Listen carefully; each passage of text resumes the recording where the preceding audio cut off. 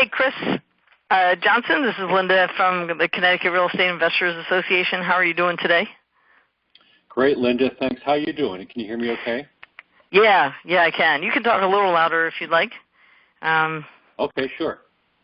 I ran into Chris Johnson last week down in Manhattan, and it's been a while since I was in Manhattan. We were there Saturday night at 6 o'clock. There were millions of people walking in and out of this hotel and on the streets and everything.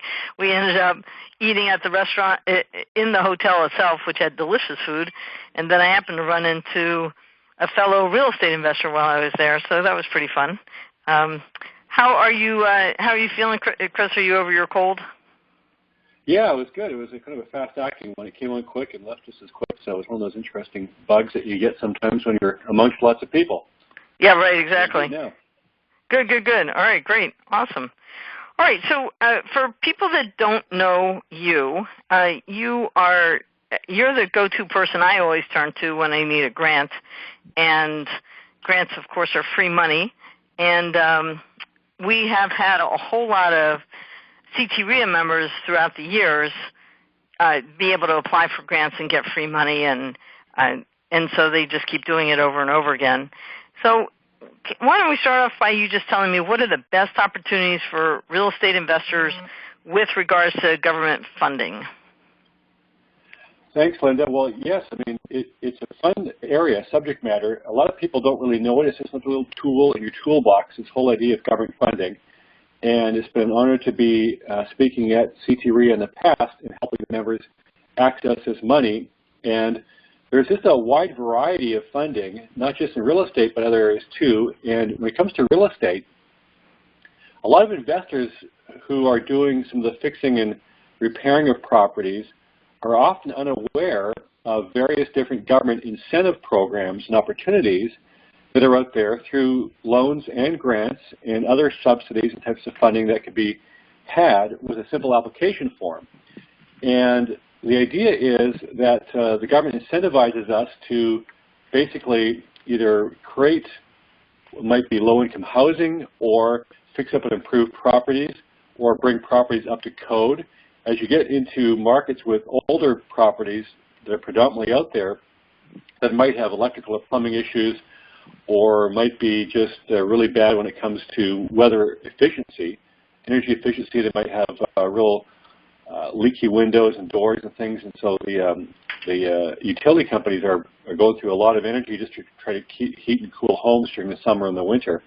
So these programs are designed to provide funding in those areas. So it could be taking a neighborhood that needs improvement. It could be just everyday folks who see opportunities in their home to improve, whether it's, like I said, doors, windows, or insulation, or it might be improvement on appliances or bringing stuff up to code. Ultimately, there's a lot of different areas with regards to real estate for investors. And that's kind of what I teach, and we had a lot of success in that area. Yeah, you know, before you jumped on the call, we were just talking about how our housing stock is old, and most of it was built before 1978, which is when they ended the use of lead paint. And so here and there it's an issue, and I know that a lot of folks end up getting grants on that, which is a real safety issue. So. Yeah, that's a good one, and that's one of the ones that's almost an easy application and result in getting funding to safely remove the old paint and get a whole new paint job in the process. So we see a lot of success with that type of funding too. So there's asbestos, there's lead-based paint in the walls, on the walls I should say, and other concerns too, and some of the materials used for the electrical and the plumbing as well to bring it up to code too. So it's just a lot of opportunity there. So, you know, and we look at the different areas of government. It could be a city program, it could be a county program. It's often federal. So, for example, the lead-based paint is a federal mandated program. It's all available across the country. So HUD would be the administrator of that particular program. So these are some different areas for investors to look into. And you might save $5,000 or $10,000 on this rehab over here. You might save more money in that one over there, but it all adds up. So good ideas for people to look into. Well, absolutely, and it also means that you can keep your tenants and prevent a health issue, which is really important. I just want to throw this in. We have a member who bought a house, and she was able to get over $40,000 in grants to totally fix up her home, and she doesn't have to pay it off. She doesn't have to pay any interest, anything, until she actually moves out of the house. So this is really powerful stuff if you know how to do it. And she's just relentless in uncovering the grants. So talking about that, what is the process involved for applying for government funding? Is it hard to do? Different programs have different hoops and barrels to go through.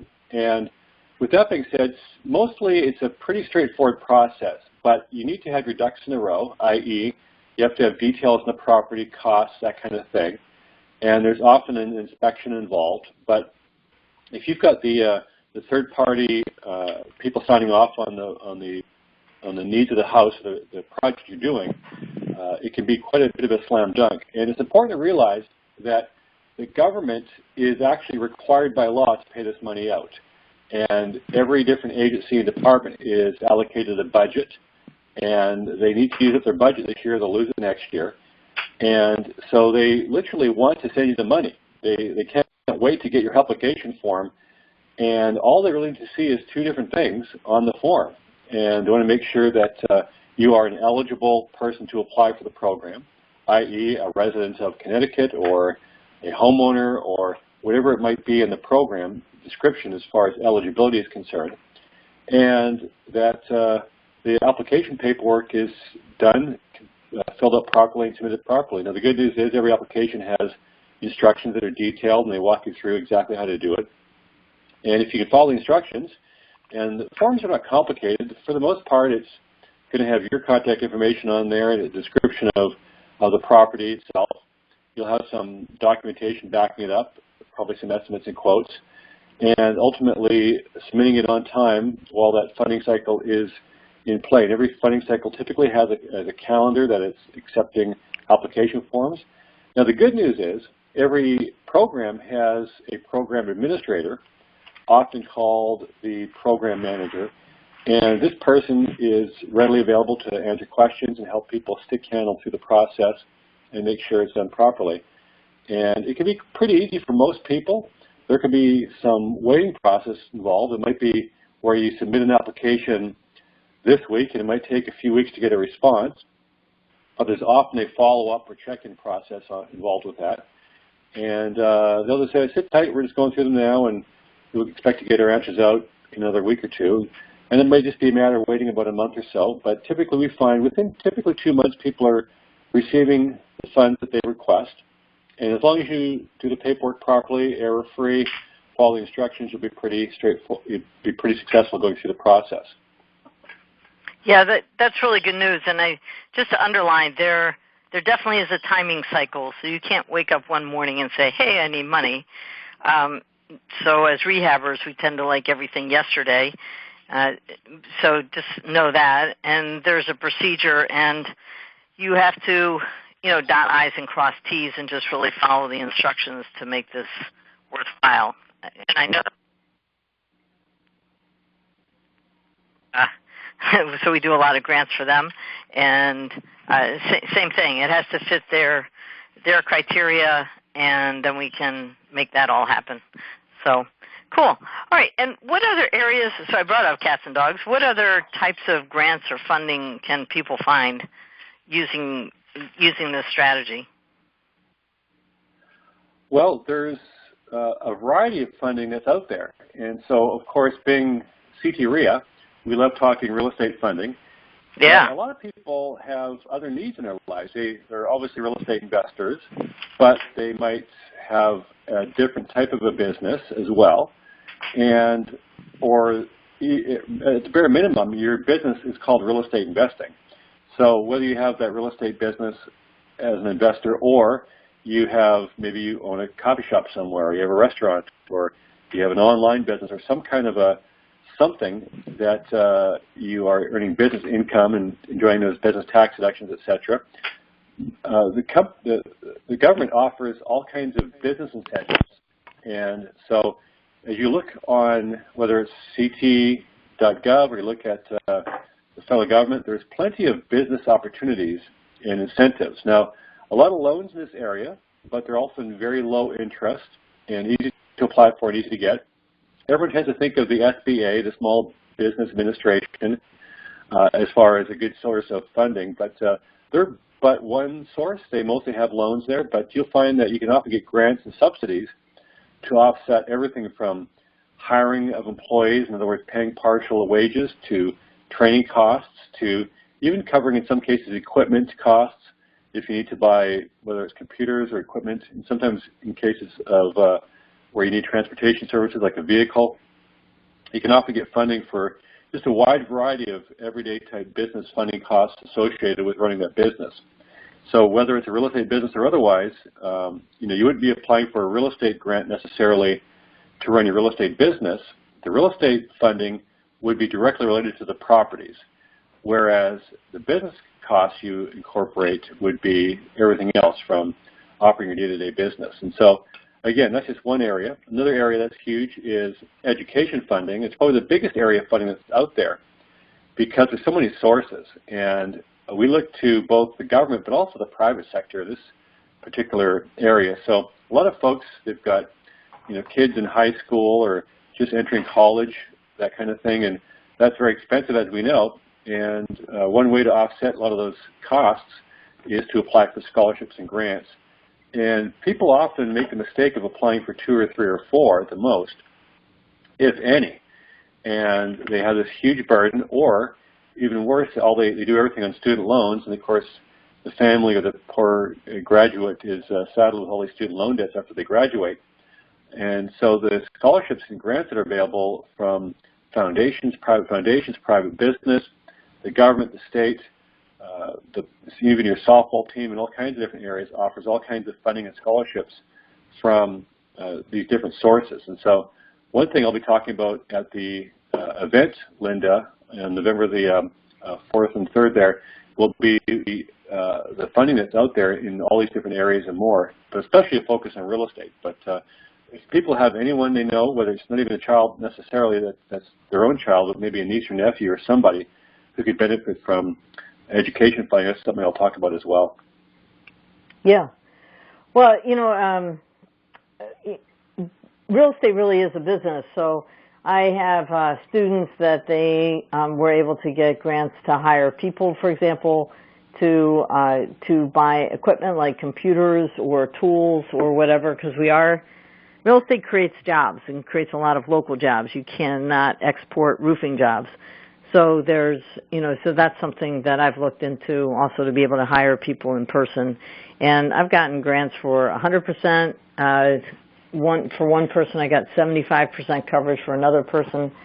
So yeah, these grants are definitely available and something that you want to be educated about. And you kind of only hear about them by word of mouth or by meeting somebody like you, because people don't talk about them too much. So where does all this money come from? I know you've mentioned government and all that, but it seems like, I'm paying lots of taxes every year, so I might as well get my tax dollars back in the form of a grant, right? Well, that's exactly right. We all pay into the big system, and the government has created a multitude of laws at all levels of government over the decades.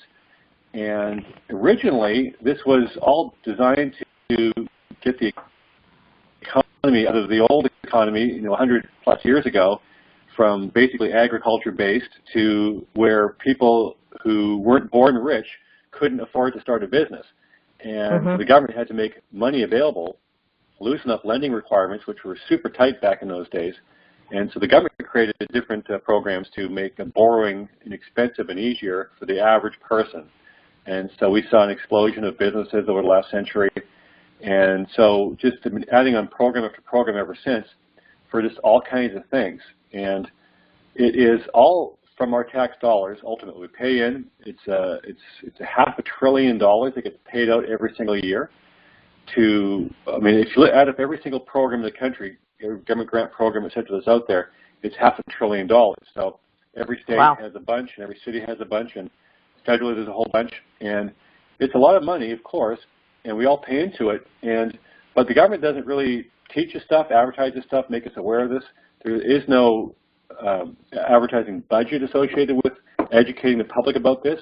And so you're right on, Linda, when you say you have to really know somebody who can educate you on this. And most people go through life, maybe they've applied for a scholarship for education, and they got that educational scholarship once upon a time. You got their degree, and off they went. And they never even thought about getting another grant or funding for their business or for their real estate renovation project. And it's simply a matter of not being aware of it. And so, yeah, very few people actually teach us stuff. There's, I think, a couple of people at the most in the entire country I've ever come across who speak and teach in it. We used to see that guy jumping around on late-night TV with the question marks in his suits. Yeah, I remember him, yeah. And that was just that was a big marketing company selling books with that crazy character. It's basically lists of different programs. And it just goes to show you how many are out there. So I didn't invent these grants, and neither did he. We just kind of tapped into the sheer sources of funding that's out there. But really, no one really teaches and does what I do. I've met this one nice lady. She speaks and teaches specifically on nonprofits.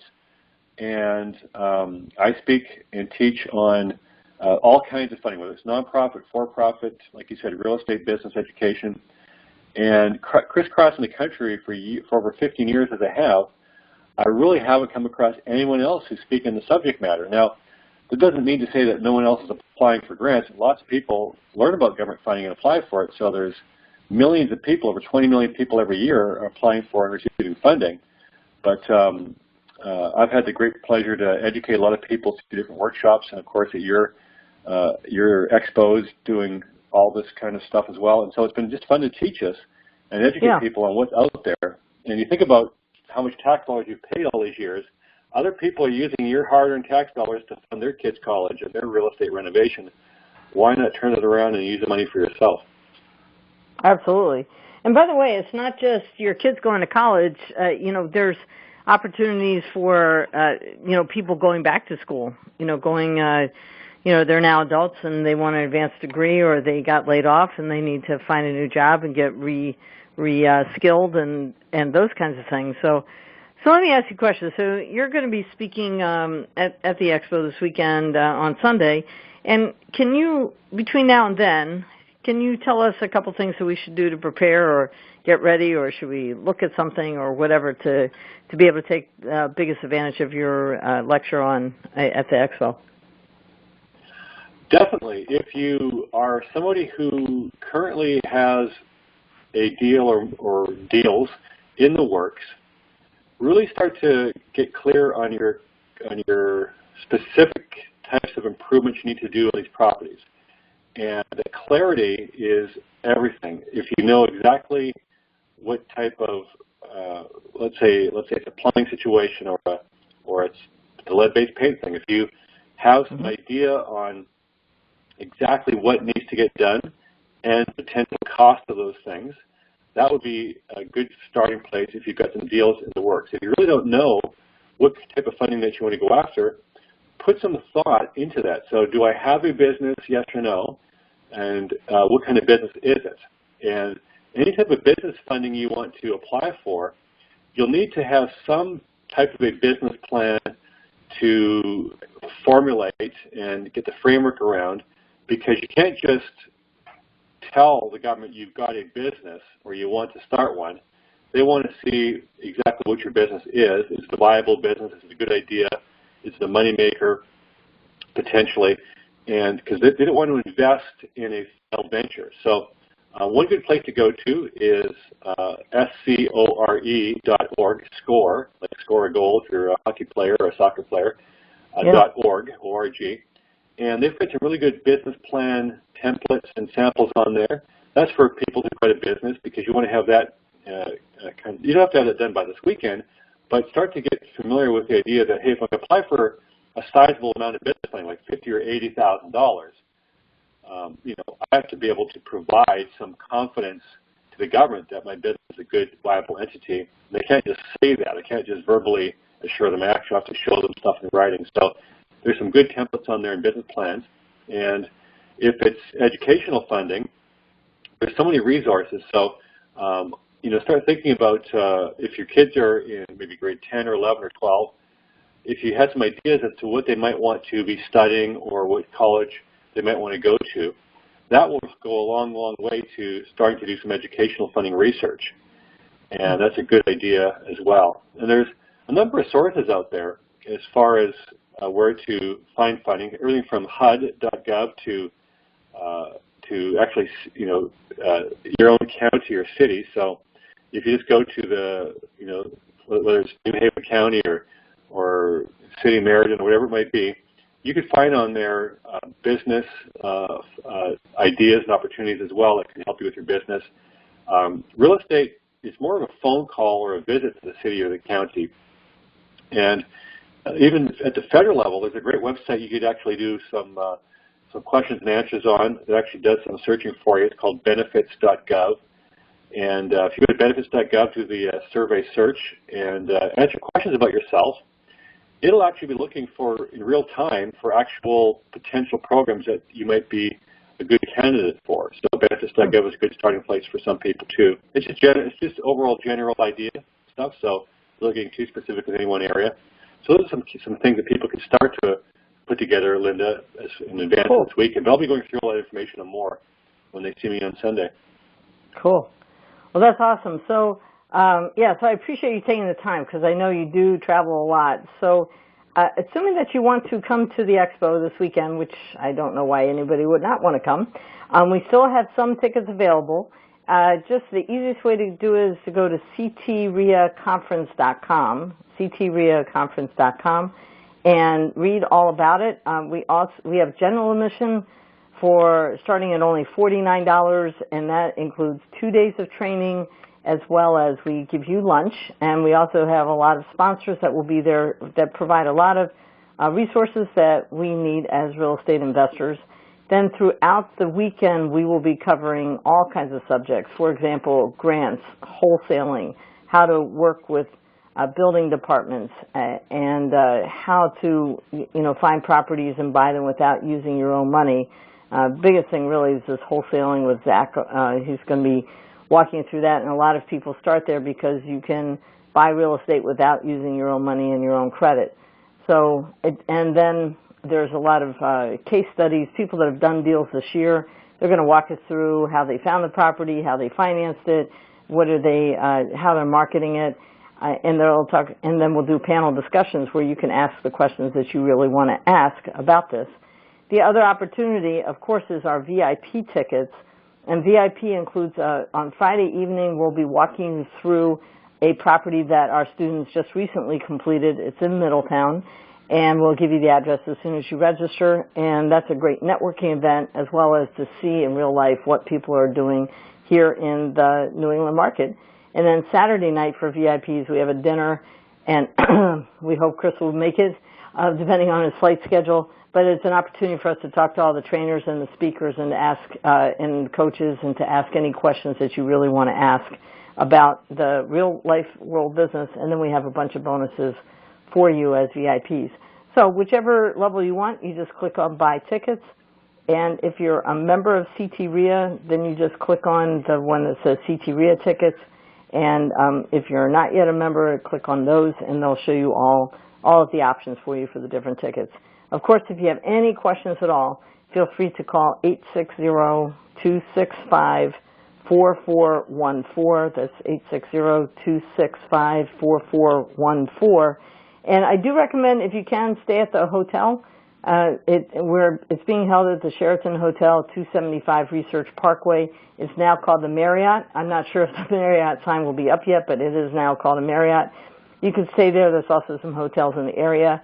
And if you're coming from out of town, we're only 5 minutes away from the Amtrak station, which there's now direct connection from New Haven and from Springfield. So anyway, so that's it. I look forward to seeing each and every one of you this weekend. Bring whatever leads or deals you're working on. We have people there to help you with your business or with any real estate deals you're working on. It's going to be a really fun weekend. You will make friends forever, and you never know. Somebody you meet could create an extra $10,000 to $50,000.